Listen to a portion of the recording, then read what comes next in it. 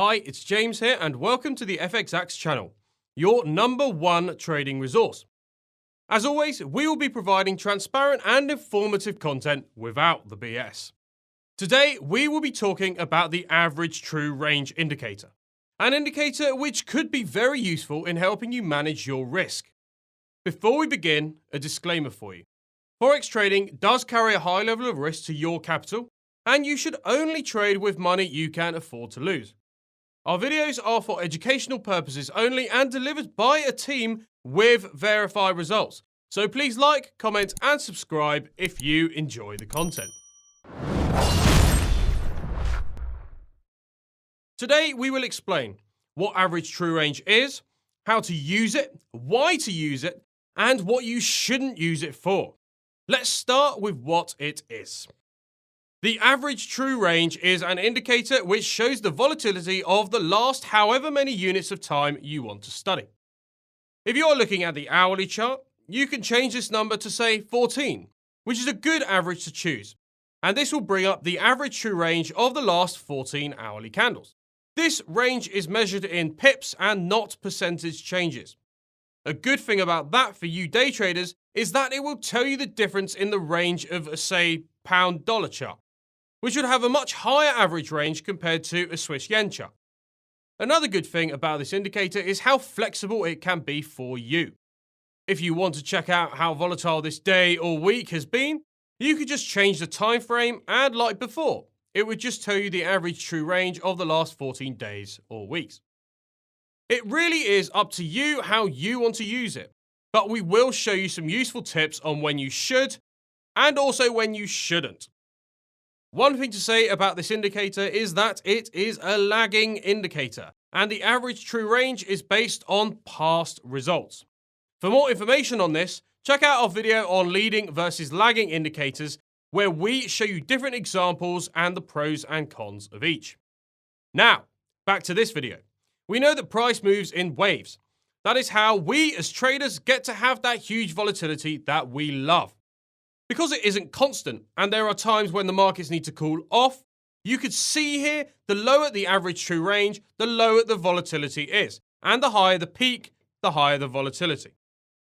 It keeps moving up and down, and you can see the difference in pips from the last week on the pound-dollar hourly price chart.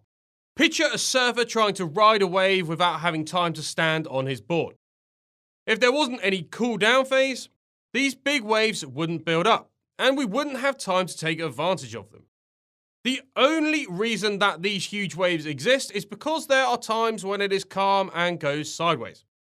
That is an opportunity to get prepared and get into these trades early and ride the volatility or the trend to make a lot of pips quickly.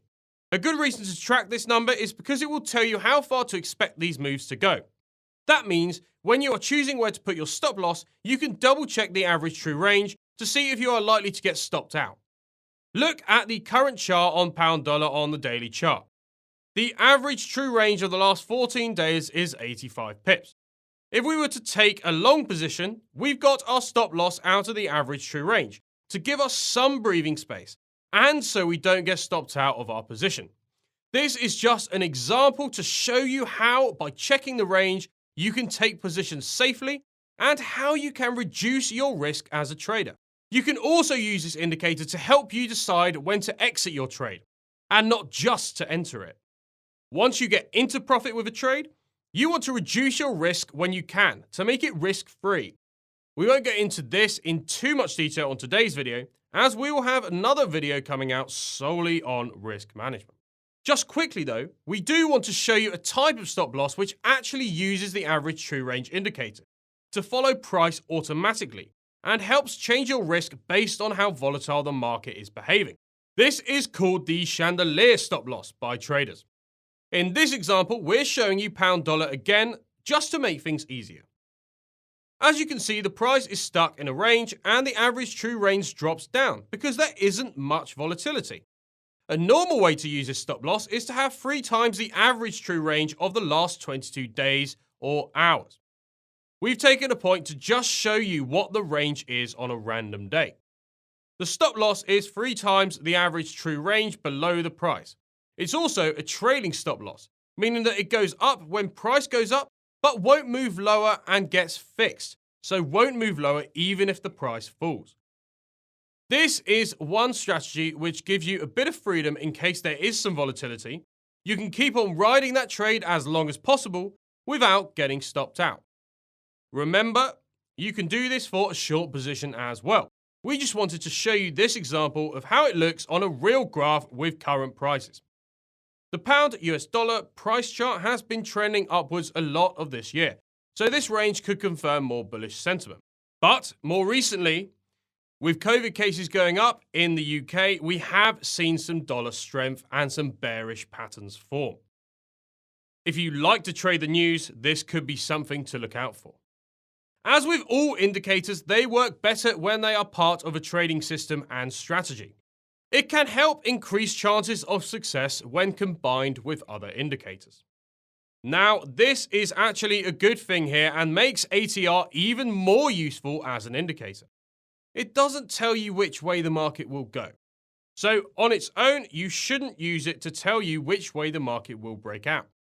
However, when combining this with other indicators which can confirm where you think price will be going, the ATR can help you enter the trade at the start of the trend, rather than buying in at peak volatility where the only way is down. Volatility is volatility, regardless of direction. And that is what makes trading so good. We can make money when the markets are going down, and we can make money when the markets are going up. This is one of the only indicators that won't have some contradiction in what it shows. It is very simple, easy to put into your trading strategy. As we mentioned earlier, volatility is not constant, and you need time to prepare your trade and execute it before the volatility hits. If you're trying to enter a trade which is already in the middle or latter periods of the trend, this could be like trying to jump on a train once it has already left the station. And we don't advise that. This is when you can use the indicator to tell you when prices may start to cool down after a major move. Remember, there are peaks and troughs in volatility, so you want to be catching these moves before they peak. The ATR indicator can show you when you're likely to see some volatility and when volatility may start to decrease. Now, we've picked a few examples on shorter timeframes for you day traders out there, although you can see greater breakouts on longer timeframes which have been ranging for some time. Obviously though, if you trade these setups, there will be fewer trading opportunities. But the point here is that when prices look boring and there isn't much to offer, this could be the time to get excited, as the markets will offer up some volatility in prices to take advantage of. Especially when the markets are ranging, if you use this indicator and price breaks a key level of support or resistance, you can expect there to be some volatility, depending on how long this market has ranged for. This could help give you some conviction in direction of the market and allow you to ride some large volatility. We have a video on support and resistance lines, a trading guide for you, and you can find that here.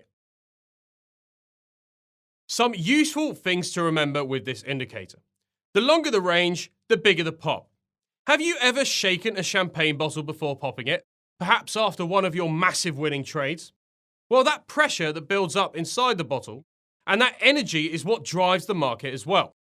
Then once that breaks through, the profit opportunities from catching moves like this are exactly what we're after as traders. Of course, we have picked some extreme examples here, with the equity and commodity market sinking in March 2020 because of the COVID-19 crisis. But the point we want to get across is that when these markets have been stuck in between key levels, volatility can expand very quickly. As you can see how much faster the price moves out of the range compared to when it is stuck in the range. Another thing to remember is that this is a lagging indicator. The information that it gives you is based only off previous results and prices in the markets.